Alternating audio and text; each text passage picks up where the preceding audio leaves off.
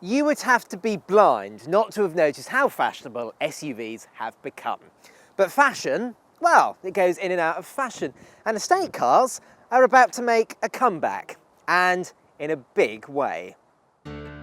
This is the new BMW 5 Series Touring, and it's always been one of the best estate cars money can buy. The Touring somehow managed to be less ostentatious than the 5 Series Saloon, and the extra space it offers means it's a car that appeals as much to fashionistas as it does to pragmatists. Now at first glance, this latest model looks very similar to its predecessor, but that's just the outside. On the inside, it's totally new. Now if you've seen my BMW 5 Series Saloon review, you'll know that I'm pretty keen on this interior. So a quick recap then. Firstly, it's the quality, because everything in here feels exemplary. The plastics and the leather feel incredibly top-notch. Secondly, it's the design. Now, I know it is typically BMW, but for the first time for a long time in a 5 Series, it does feel as though it's been designed in here. Everything looks really nice, and everything is really nice to touch as well. Now, naturally, all cars come with BMW's iDrive system. It's the latest version of it, so there's a new interface on the screen. There's a touchpad on the top and shortcut buttons, and it means that this is still the easiest system in the business to use. Elsewhere, well, there's some really good storage. First of all, under the armrest, there's a good place here to charge your phone. Under here, we've got a couple of cup holders, and there's a wireless charging base. You can charge your phone, or if you go for it, the BMW display key. We've got door bins down here, which easily pass the Carbuyer big bottle test. So that easily swallows up a 1.5 litre bottle of water. And the glove box is of a good size as well. You can fit a large packet of crisps. There is, however, one bad thing in here. It's a chink in the BMW's armour. Now, you remember I said that everything feels exquisitely well made in here? Well, it is, really, apart from the cubby holder down here. Now, when you open it, you discover it's made from the cheapest, nastiest feeling plastic around. That wouldn't even be acceptable on a £10,000 budget Super Mini, let alone a 40-odd grand BMW estate. Entry-level SE cars come with 17 or 18-inch alloys depending on which engine you pick, along with digital dashboard dials, ambient lighting, LED headlights, sat-nav, leather seats and all-round parking sensors. Upgrade to M Sport and you're essentially paying for a body kit and larger alloy wheels, although you do get a chunkier steering wheel and some upgraded pieces of interior trim. Most of the high-tech goodies lie in the options list though. Here you'll find things like the panoramic sunroof and adaptive dampers, both of which I'd recommend. In the back is just as sunny as it was in the front because there's lots and lots of space. Now I'm just over 5'10" and I have got lots and lots of knee room. Even with this panoramic glass roof, I've got plenty of headroom as well. Now you can fit 3 people just about back here.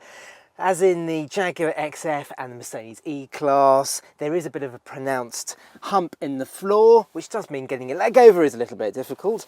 But once you've done it, yes, you can fit 3 people back here, probably for a short journey, because this middle seat is a bit flat and a bit uncomfortable. But there is plenty of shoulder room back here. We've got i6 points in both outer seats, as per usual. And happily they are easily reachable, which is good, but I do question whether you'd go for this white leather trim if you had children, because I think it would get dirty quite quickly. Now cubby wise, well, there's a couple of cup holders in the armrest. There's, pull that back up, there's some airline style pockets here, which is quite nice, and overall it does feel quite light and spacious back here.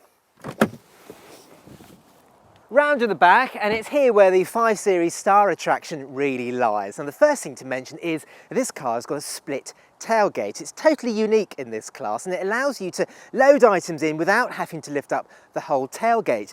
Now when you just press this button, the glass lifts up and the parcel shelf neatly rolls back to allow you to put those light items in. Now if you want to lift up the whole thing, it's perfectly straightforward. Just press the button. And there's an electric one on this particular model, and it raises up quite quickly. And it reveals a boot that is of a very good size and shape. Now it's 570 litres, which is about the same as the new Jaguar XF Sport Brake, but about 10% smaller than the gargantuan Mercedes E-Class estate. But this boot is larger than the Volvo V90, for instance, so the 5 Series has the best of both worlds. Now there are some neat little touches in here. The parcel shelf can fold away under the boot floor. If we lift up this bit here, there's a place for the first aid kit and for some extra underfloor storage. There's also a gas strap there, which shows the level of engineering the Germans put into their boots. Let's put the suitcases in, shall we, to show you how much space there is in this boot. First of all, the large one, the middle-sized one, and the smaller one.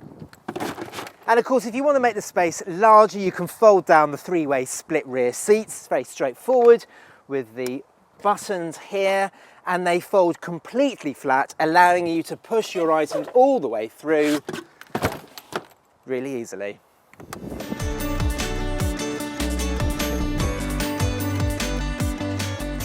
BMW offers the Touring with 2 petrol options and 3 diesels. The 530i is a 2-litre 4-cylinder petrol, and the 540i is a 3-litre straight 6. But it's the diesels that most buyers gravitate towards. And of those diesels, most people will be going for this one, the 520d, with its 187 brake horsepower 2-litre 4-cylinder engine. I say most people because it provides decent amount of power for most people. 0 to 60 takes just under 8 seconds. If I put my foot to the floor, we're doing 60 miles an hour, look, there's decent pickup. BMW also say this will be doing 65 mpg. However, if I check my trip computer, we're doing 40. It's still okay though. You can have this engine with 2-wheel drive or X-Drive 4-wheel drive. Obviously, the 4-wheel drive models have a negative impact in terms of fuel economy and company car tax. So unless you live out in the sticks, I would stick with the 2-wheel drive models if I were you. In actual fact, I wouldn't actually go for this 2-litre engine.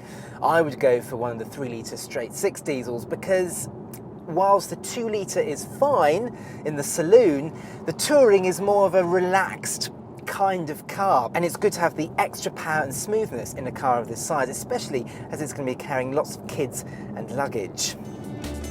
But if you really want some extra oomph and are happy to pay for it at the dealership, the 525d won't really make you pay for it at the pumps, as it returns economy in the low 60s.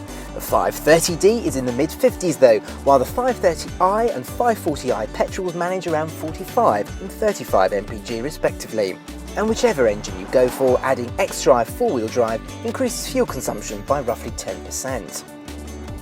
But it's not just the motorway the 5 Series Touring feels really good. The other place is the typical British B road. The whole car just feels really nimble and agile.